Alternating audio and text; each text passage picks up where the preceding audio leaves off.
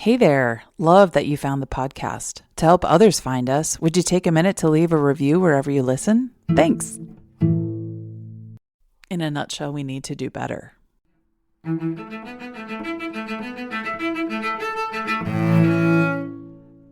Hello and welcome back to Unleaderly, the podcast that looks at the world through an atypical leadership perspective.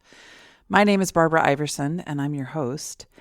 Today, we're going to talk a bit about the differences between patriarchy and matriarchy and some of the traps that women, even with the best of intentions, fall into, and also men falling into those, with a misunderstanding of the differences between patriarchy and matriarchy. So let's jump right in to the differences. And I took a look at a page written by Gretchen Lakshmi and appreciated very much some of the visuals and wording that she used. So I'm going to be referencing that a bit. My perspective comes from a lot of reading, a lot of listening. And if I get something wrong, please do send me a note. Let me know. This is something I think a lot of us have become certainly more aware recently of naming the patriarchy. It was always there. It's nothing new, but it's more of a topic of conversation now than I feel at any other time during my lifetime, at least that I'm aware of. And I know that cultural pieces like, let's say, the Barbie movie have raised this question a bit.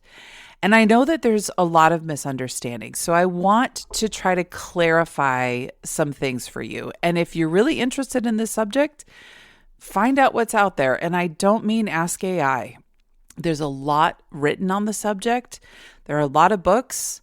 Educate yourself. But I'm going to go through it now because I don't want to gatekeep this and I want to talk about it.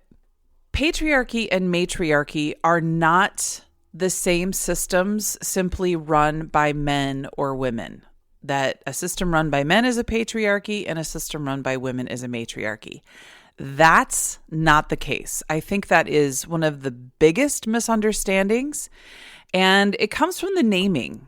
Because of course, patriarchy stems from the word father and matriarchy stems from the word mother, Latin. There's a bit of a misunderstanding about that. But let me break it down a little bit.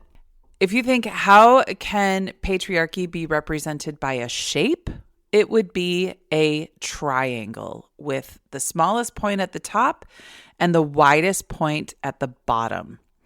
And that represents a system that relies on dominance, control, a lack of accountability, and in many cases, abuse because of the lack of accountability and all the systems of control and dominance without compassion. So you've got a small number of people, generally men, at the top, and then it gets to be more and more people near the bottom. It doesn't mean that there are no women near the top, but generally speaking, there are not women at the very top of patriarchal structures. There are women who get near the top through marriage, inheritance, or what she may believe to be more masculine behaviors, becoming one of the guys at work, or insulating herself near those sources of power. But generally speaking, patriarchal systems do not tolerate women getting to the top on their own. And one way you can see this is the fact that in the United States, it wasn't until the early 1970s that, for instance, a woman could have a bank account or a credit card in her own name without a man's, specifically a father or husband, attached to it. So women were not able to build wealth in their own names in the United States until very recently. So power moves from the bottom to the top, from the many to the very few. It's exploitive. Again, it's dominating without compassion. Hierarchy is normal, and strength specifically male strength, shows no vulnerability. Now, here's where some of the traps lie. I think this system is pretty easy to see how it dominates women, but it also dominates men who do not display this control, power at any cost, power without compassion, this power over idea, and also abusers. So men who are not that way do not find themselves in the top echelons of a patriarchal system. And in fact, many men who do reach the top, if they're not sociopaths, they don't have an outlet for those feelings of vulnerability or those emotions. Boys are taught from a young age not to show emotions, almost as if they don't have them, which becomes very confusing because emotions are not something we can generally control. They come up and then we have to deal with them before they become behaviors. But emotions are really natural parts of our human existence. So men in the patriarchy are also trapped by the expectations of what manhood or masculinity look like. Women are exploited and dominated in this system. Men who do not fit the stereotypes of masculinity are exploited and dominated in this system. And anyone, of course, who does not fit into the typical male-female binary of gender also gets lost and is dominated. This is not a fun system to find yourself in. And it is not a fun system that we find ourselves in now. And that's why there's a lot of pushback and a lot of questions about this. But let's compare it to matriarchy. So a matriarchal system, if you think of a shape to represent it, instead of the triangle of patriarchy, think of matriarchy as a circle. That the power, instead of dominance, comes through inclusion. That leadership does not mean domination, but it means reciprocity and responsibility. So there are accountability structures built into a matriarchal community or structure. There is caretaking, there's mutual accountability, there's resource sharing. So people are not fighting their way, clawing their way to the top of this triangle. Instead, they're looking at the people to their left and their right, and they're saying, what do you need? How can we make sure that we provide for you? I've heard this described as a gift culture, whereas capitalism, colonialism are great ways to understand patriarchy because you have power over. A gift economy is one that says, what do you need? How can we provide it? It is a redistribution of wealth, but not this idea of simply taking from others as some kind of punishment.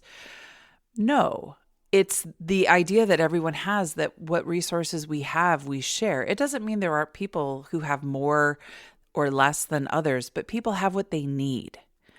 They have ways to reach their potential. The power isn't hoarded, it's circulated. So there can also be power that someone has more at one time and less at another. It's shared with the belief that people are there to take care of each other, and the person who has and can exert some sort of power or authority at that moment is not looking to lord it over others, but is using that power and authority to do good things for everyone because they can. It's instead of a power over structure, it's a power with, which is also something that you see very often in nature, that there are interconnected systems. They thrive off of each other and they support each other and they anchor each other. I did some reading a few years ago into trees and how trees in a healthy forest behave and grow.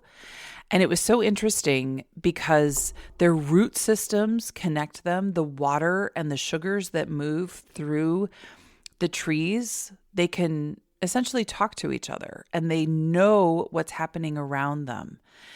And when a tree grows old and is taking up a large part of the canopy because it has so many branches and so many leaves, it's actually time for that tree to die, in the sense of no longer reaching toward the sky, but instead become something that lies on the ground and feeds not only the other trees, but also insects, animals, fungi, other organisms within that healthy forest ecosystem.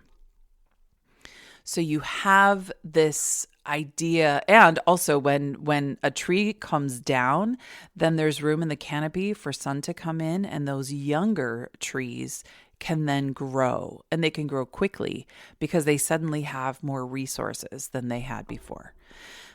So if we think of matriarchy more like that, it's about everyone is equal. It is not about women over men in a matriarchal system, by the way.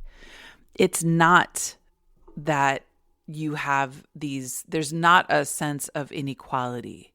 There's not a sense of holding one people group back because of their gender or because of the color of their skin or whatever.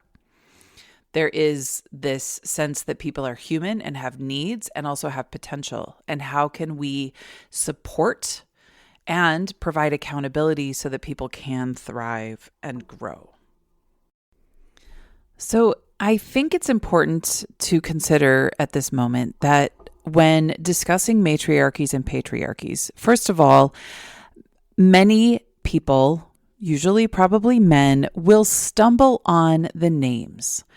And I had a discussion with my partner yesterday about this, and he said, couldn't we just use different names? Because I feel like these names are not really helpful. And I said, really? Like having something, moving toward a society that's named for a woman is somehow super problematic? And he was like, well, okay, no.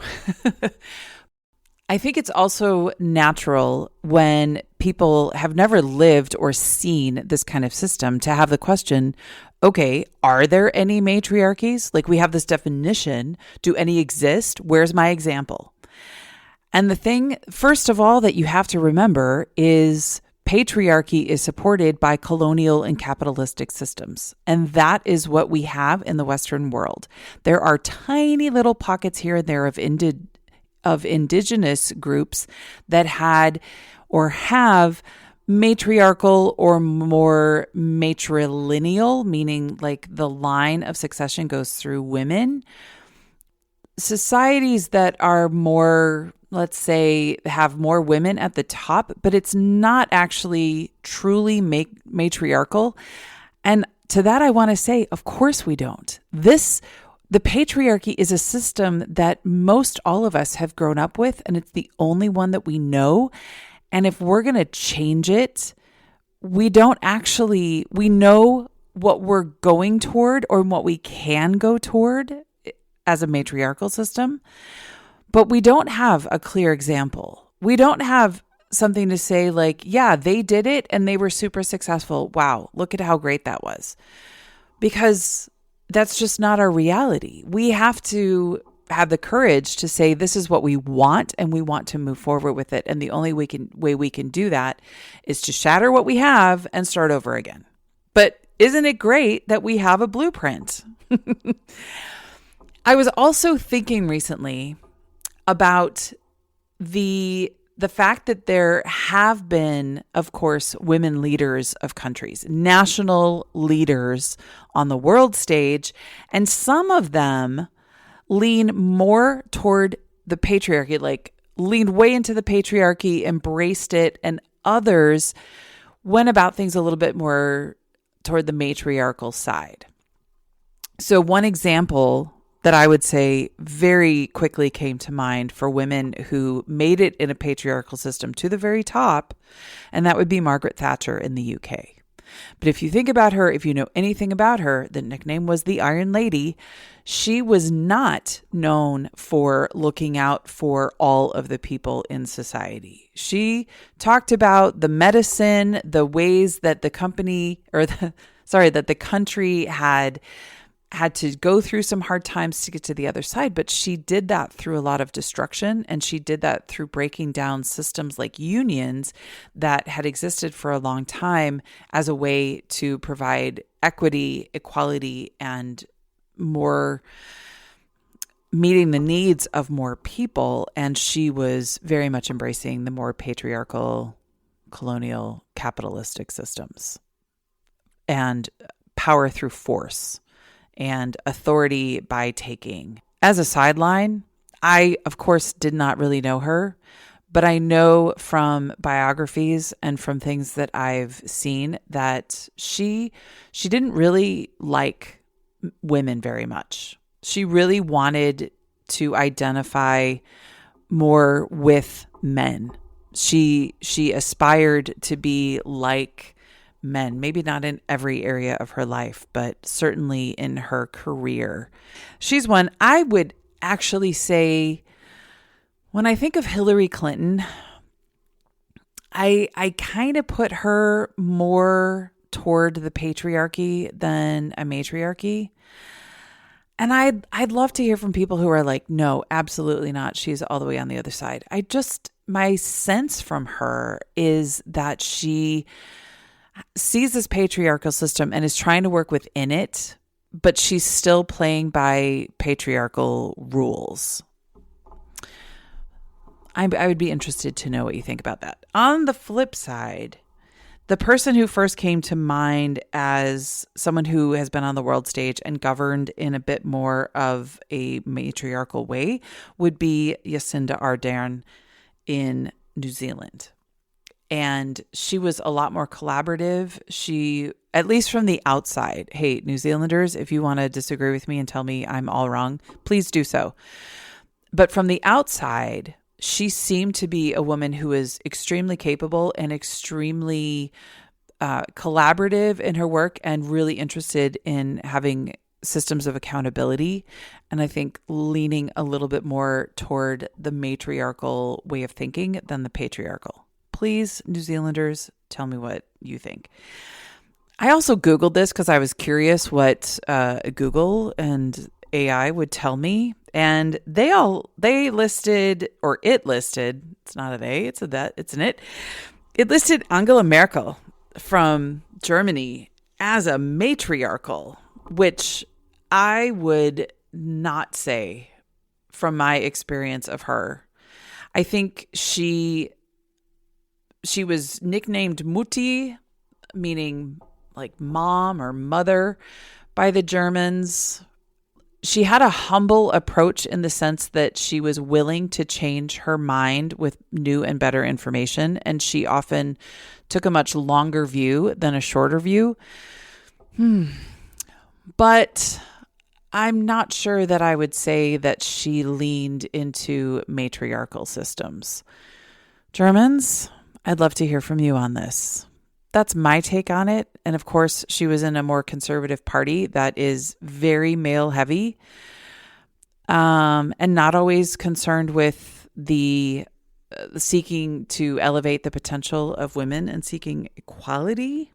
Anyway, those are a few examples to try to shift your mind a little. And again, we can't examine a matriarchy that works because the world has been controlled through colonization and capitalism for a very long time. If you Google this, you will find a few. There's one in China, one in Costa Rica mentioned, where it's a more women-led, but it's not necessarily a matriarchy because, again, I'm sure that they're feeling pressure from, like, unless they're completely isolated, they would still have pressure from colonialist and capitalist systems breathing down their neck and insisting on the hierarchies and power over structures that we all suffer under. So I've had experiences where I think a misunderstanding, a profound misunderstanding of patriarchy and matriarchy was at play. And I want to tell you about a couple of them to illuminate the problem that we have even among people who desire change. So at one of my jobs, I was part of a women in the workplace task force, a women's working group. And I was a senior manager, and there were directors and other senior managers and also senior individual contributors. It was a group of women who had a lot of experience, a variety of ages, and we had come together, and the CEO had blessed it, given us a small budget. We had come together to try to figure out what was going well and what needed attention in the company. So we went about it with our own ideas. We also took a survey. Some of these things really led to some tensions because when we did the women's survey, there were people who were like, we should be asking the men these things too, if they feel safe. And I was like, yeah, I think that's worthy, but I think we have to start, like if we start as a women's group with a survey for everyone, won't that be a little bit confusing to women? Like we don't not want men's voices, but we need to, why shouldn't we start with the women? Anyway, we had this group there were 7 or 8 of us. We decided to have a workshop day because it was really hard having Teams calls with finding a time for all of us. So we planned multiple weeks ahead that everybody would come to the city where the headquarters was, and we would spend a full day together. And then, we would have dinner that night and make it sort of a full day fun. Let's really get to know each other and look for ways forward together. So we sat together in this room and we were there for a full day, and we'd actually invited the founder of the company, who is a woman. This was never advertised either internally or externally at the firm, which really boggled my mind. I remember my first interview with a recruiter, when he mentioned it to me, I said, this is not on the website anywhere. Why? And he said, I don't actually know. Very, very confusing. But she had left to pursue other interests, and her husband had taken over as CEO. So that was the one who we were reporting to as a women's group. But we asked her some questions about what some of her goals were when she was the CEO, and even in founding a company that was a tech company. So we asked her a bunch of questions, and she said that during her time, they had gotten close to a 50-50 women to men ratio. But she had left the company at least 5 years before, and that was the time of massive growth, and it was primarily men. So by the time I was working there, it was about a 65-35 male to female ratio. And if not actually more on the male side. I can't remember exactly, but let's be generous and say 65 men to 35 women. We asked her a bunch of questions, and she gave us some ideas that we hadn't thought of before, like babysitting services so that women at the director level would be free for spontaneous dinner meetings and things in the evenings. Great ideas. We hung up with her, and then we started talking together. Okay, so let's talk about what we are wanting to do. And the thing that we heard time and again from women, just in casual conversation or in interviews or through our survey, was there was a feeling of a lack of representation at the highest levels. There was no one in the C-suite who was a woman, and there had been 2 female directors, but one had left the company and there was only one left. And that woman was actually in this task force, although she wasn't present at the workshop that day, but that doesn't really matter. So women had said they wanted more representation. So at that point, there was about one woman for around 12 directors, if not more. And that was simply unacceptable. So, okay. Then the question became, what do we want to aim for, not only from a director or leadership level, what do we want for an employee ratio? So we were at 65-35 generously. What did we want to aim for? And the women all said, yeah, 50-50. Yeah, 50-50. And I said, okay, but what if we aimed for 40-60 men to women? When I tell you that room exploded, that is an understatement. Because suddenly, all of these women who I thought were serious and knew something about systems and structures and equity and all those things, suddenly they all turned on me saying, "We can't possibly do that. Are you kidding? Then we would be just like them." They were horrified, and I was shouted down immediately. And I found myself sitting there saying, what are we even doing? What is happening that a room full of accomplished, intelligent, by any measure, successful women in a tech business, not all tech positions, but in a tech business, what's going on that we are so, I say we generously because I don't include myself in this, but that we as a group are terrified to push the envelope and say we want to move past 50-50 and at least aim for 40-60 in favor of women in this workplace. Why are we so afraid of that? And I think the clear reasoning that was trapping them was exemplified in the comment, if we do that, we'll be just like them. And to me, that crystallizes the misunderstanding between a patriarchy and a matriarchy. When women run things, they tend toward systems of circles and accountability, compassion, empathy, and inclusion. Not all women.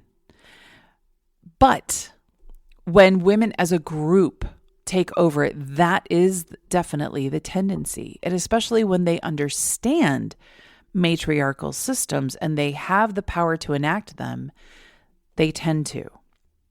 Keep in mind, when I say this, I'm thinking of not nations. I'm thinking about organizations. I'm thinking about communities. I'm thinking about much smaller scale. So if you're thinking to yourself, wait a minute, I thought you said these don't exist. They do on a very small scale. So that's what I'm referring to. Women who don't are usually caught in those patriarchal systems and are just trying to claw their way as close to the top as they can possibly get. And no man really is going to let her, but she's going to try. So she will step on women and men on the way up there, but she's playing within a patriarchal system because she has no choice. So here I was in this room full of women who truly seemed to believe that if women were in control or had, I'm just saying higher employee numbers. I'm not even saying, we weren't even talking about leadership numbers. We were simply talking about the number of employees in the firm. And because my feeling was, if you want to be able to promote women into these leadership positions, you need to have more women available to you to be able to do that. Because otherwise you do run the risk of promoting somebody who has a lot less experience. And then what happens? Well, all the men who are still in control point and say, see, we shouldn't have done that. She wasn't ready. All I wanted was even to aim for higher, believing that a greater pool of people, of women available for those promotions into higher levels would be necessary to actually find them. And that was scandalous. And it comes out of a complete misunderstanding of what happens when women actually have the opportunity to be in charge. And honestly, that isn't even what I was talking about. So it was so wild to me. And I wish I could say that I talked to all of them and explained how matriarchy and patriarchy were different. And even the fact that I actually wasn't even talking about a matriarchal system. I was actually just talking about having a greater pool of candidates. But sad to say, I didn't feel confident in my own knowledge of those systems to actually be able to push back. And it still seems like a missed opportunity because I think what many of those women actually needed was some education and some understanding, because there were women in that room. And I learned this even more over time.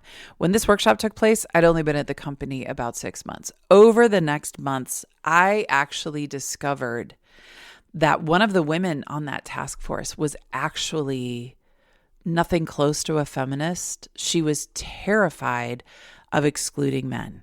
And she was actually one of those women caught in a patriarchal system, completely unaware of it, but so concerned for saving her job, so concerned for looking out for herself, that she was not actually interested in the voices of the people whose voices, her position in the company was to listen to those voices and to make change happen, to push transformation.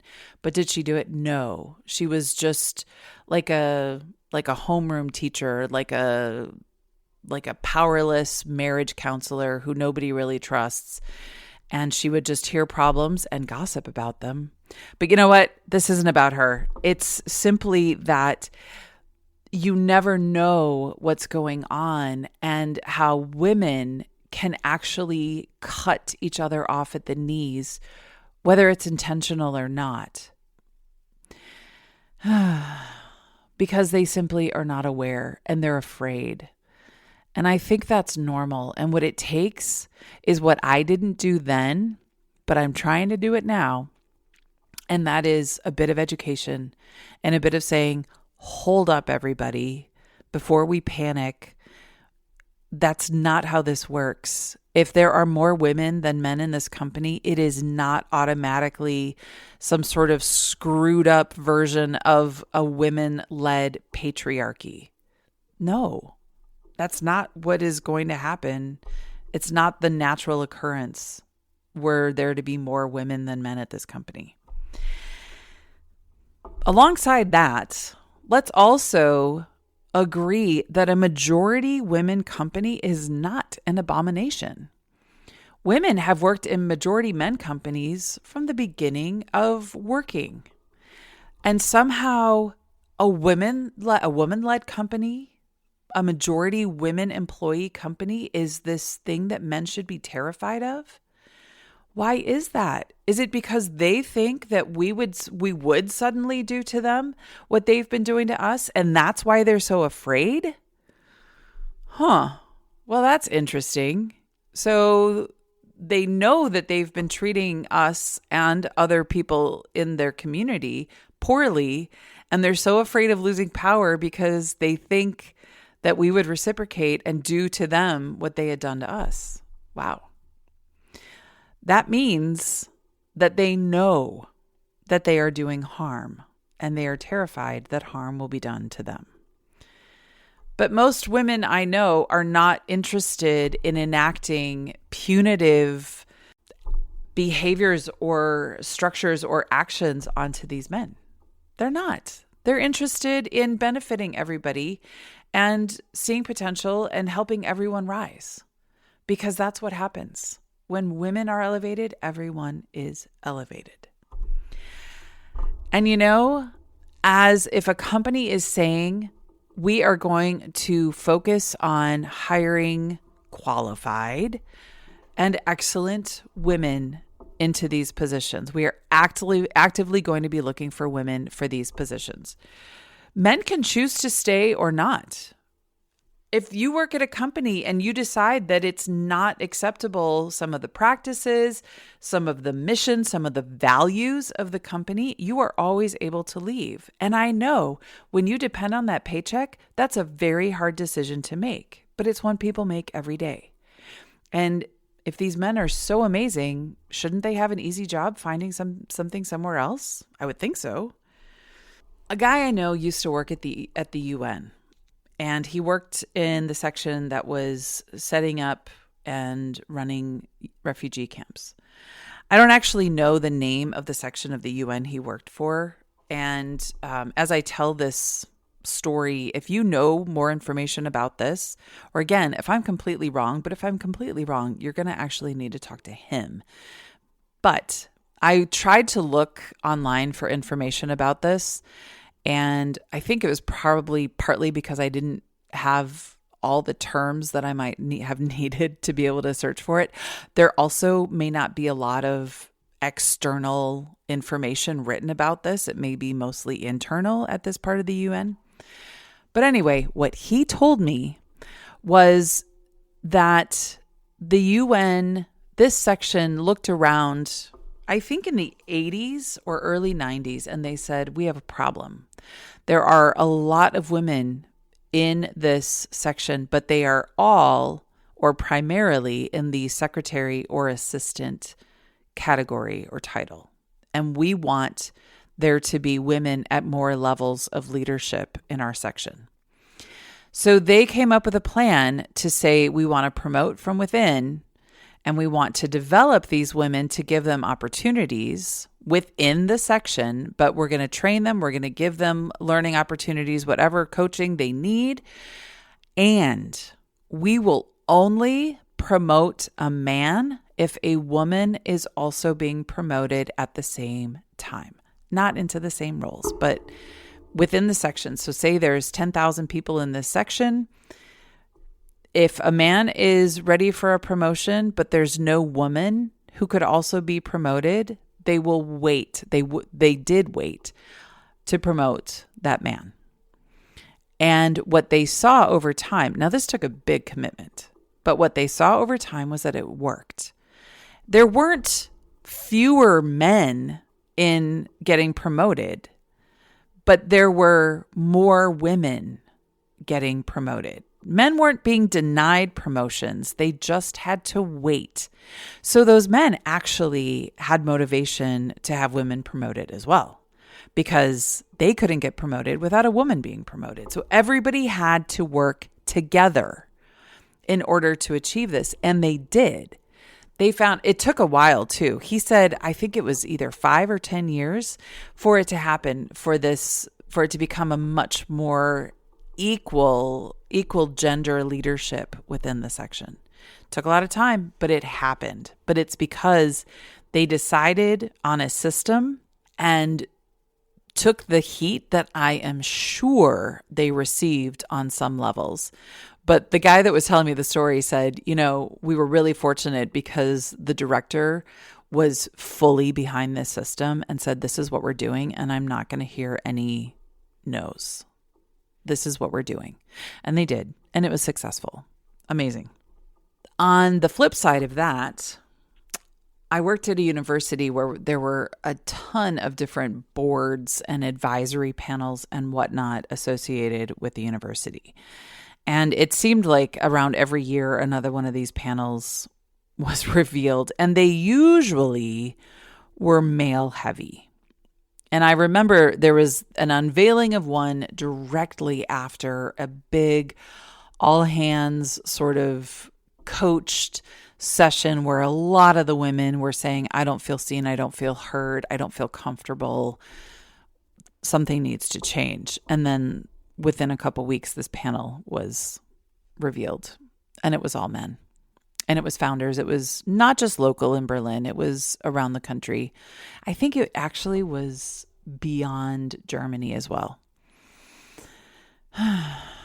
And I had to go to the founders and say, the optics of this are not great, especially considering what came out in that recent meeting.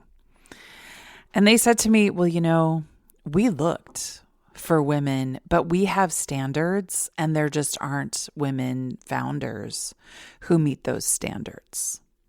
And I looked at them and I said, then maybe it's time to change those standards. Now, hear me well. I didn't mean lower your standards. I meant change them. Because if no woman can fit into your standards, you've probably created standards based on your experience as a male founder. Because that's what they were, 3 male founders.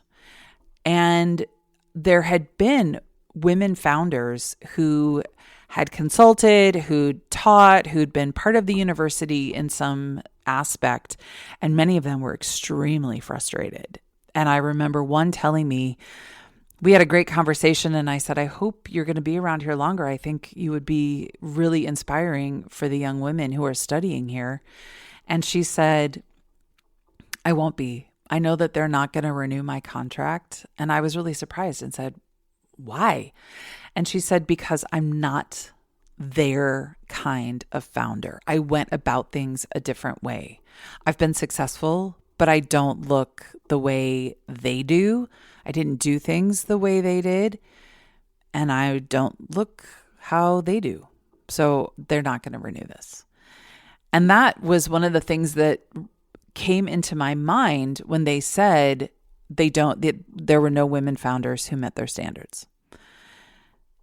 And they were, of course, shocked and bothered that I would say change your standards. But that is what needs to happen. If you can't find enough diverse voices for your panel or your board, maybe you need to ask yourself, are we actually looking for people who look different than us so that we have a variety of people seated at this table? Or are we only looking for people who look, sound, think, and behave like we do? Because the chances are that's what you're doing. And by the way, this is what happens when people start talking about a meritocracy. Because this is always the word that gets trumpeted when you talk about standards or when you talk about giving people a seat at the table, making sure all voices are there and can be heard. And people will throw around the word meritocracy. But you know what? Meritocracy is bullcrap. It's nonsense. It's absolute nonsense. Because a meritocracy is based on a set of standards created by someone. And you have to ask yourself, were those standards created to find people who look like them, think like them, sound like them, behave like them? Most likely, yes. Because they think of themselves as having merit. And so, of course, they will want people like themselves, because if they look for something else, wouldn't that mean that they don't have merit? I mean, do you see how circular this is? It's a bit bananas. But all of these are systems to keep certain voices out and to justify them. And you know what? It's not justified. Last quick story. A company I worked in was asked to do, the compensation and benefits section was asked to do a report on what did the gender pay gap at this company look like. And by the way, this was a company that had announced the year before that there was no gender pay gap. And so therefore,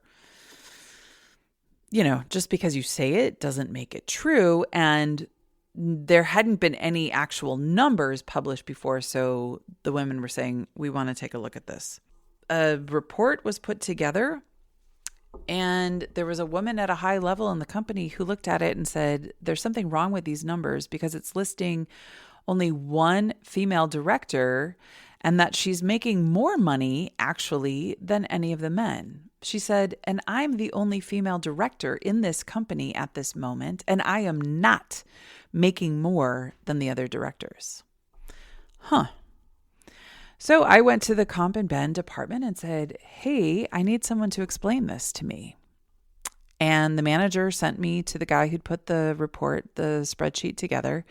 And he said, oh, yeah, well, so that director is actually not the one who's still at the company.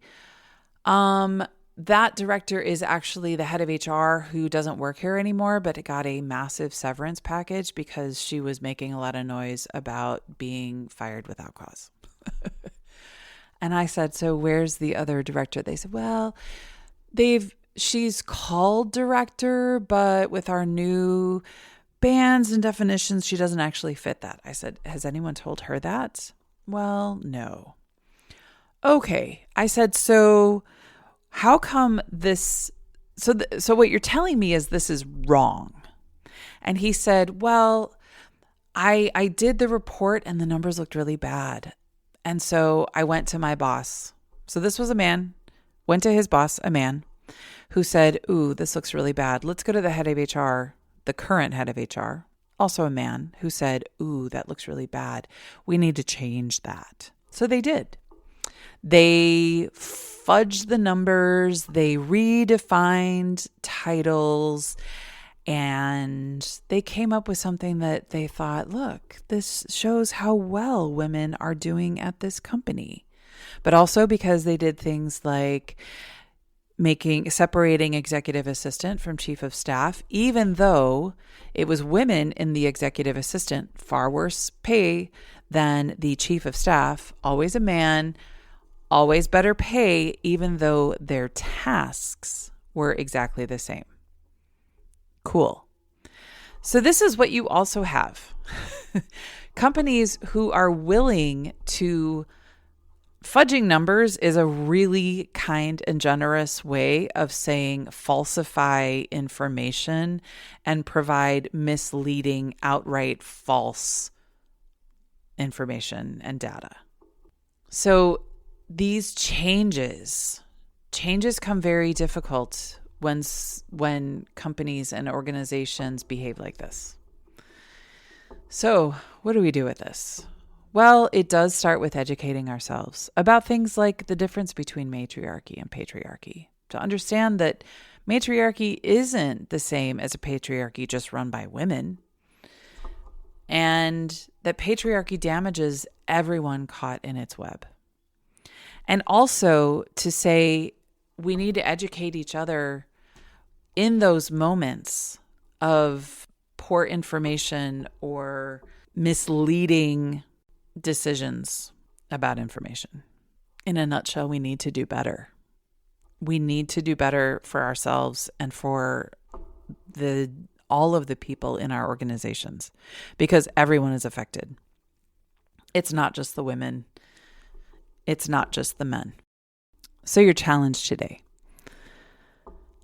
I'd like you to reflect and think about when you may have been in similar situations to the ones that I named, where either information was changed to make things look better so that the actual problems within the company wouldn't have to be addressed.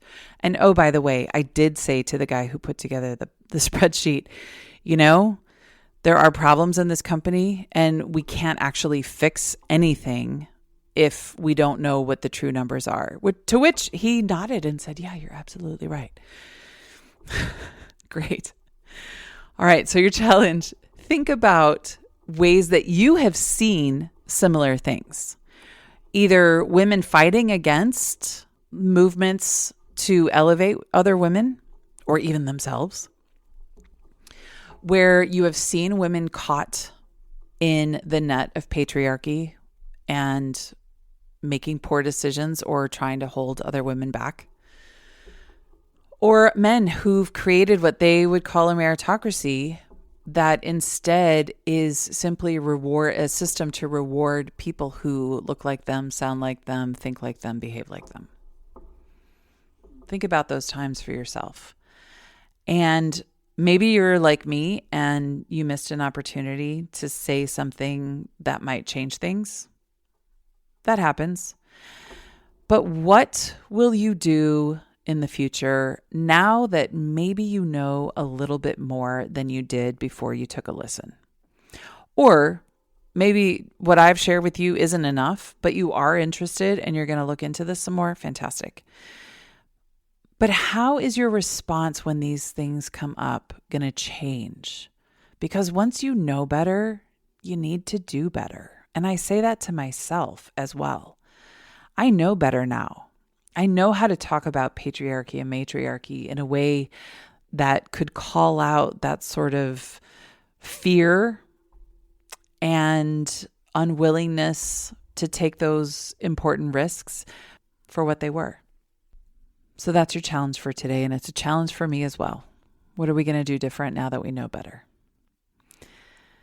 Thank you so much for joining me today. As always, big thanks to Lilia Keys for our intro and outro music. Till next time, take care.